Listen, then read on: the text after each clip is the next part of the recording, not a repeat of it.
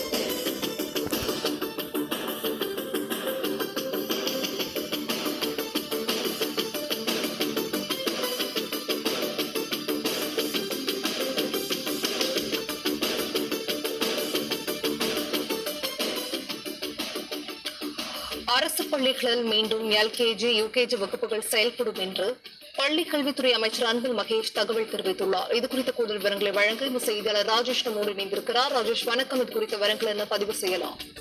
வணக்கம். அரசு பள்ளிகளில் எல்கேஜி, யுகேஜி வகுப்புகள் தொடர்ந்து இயங்கும் என பள்ளிக் கல்வித்துறை அமைச்சர் அன்பில் மகேஷ் பொய்யாமொழி அறிவிப்பு ஒன்றை வெளியிட்டிருக்கிறார். 2 நாட்களாக அரசு பள்ளிகளில் செயல்பட்டு வந்த எல்கேஜி, யுகேஜி வகுப்புகள் மூடப்படுவதாக தொடர்ந்து தகவல் பரவி வந்தது. இந்த நிலையிலே அது தொடர்பான விளக்கம் அளித்திருந்த பள்ளிக் கல்வித்துறை அமைச்சர், இந்த பள்ளிக் கல்வித்துறைக்கு பதிலாக அங்கன்வாடிகளில் எல்கேஜி, யுகேஜி செயல்படும். எல்கேஜி, யுகேஜி வகுப்புகள் மூடல் என்பது தவறு. அரசுதான் நடத்தப் போகிறது. துறை மற்றும் மாற்றம் இருக்கும். ஒரு பள்ளிக் கல்வித்துறை நடத்தியதற்கு பதிலாக வேறு துறை நடத்தப் போகிறது என்ற விளக்கத்தை கொடுத்திருந்தார். இந்த நிலையிலே தொடர்ச்சியாக பள்ளிக் கல்வித்துறையே எல்கேஜி, யுகேஜி தொடர்ந்து நடத்த வேண்டும் என்று கல்வியாளர்கள், எதிர்க்கட்சியை சார்ந்தவர்கள், பெற்றோர்கள் தொடர்ந்து கோரிக்கை வைத்து வந்த நிலையிலே தற்போது தமிழக அரசு, குறிப்பாக பள்ளிக் கல்வித்துறை இதனை ஏற்றுக்கொண்டிருக்கிறது.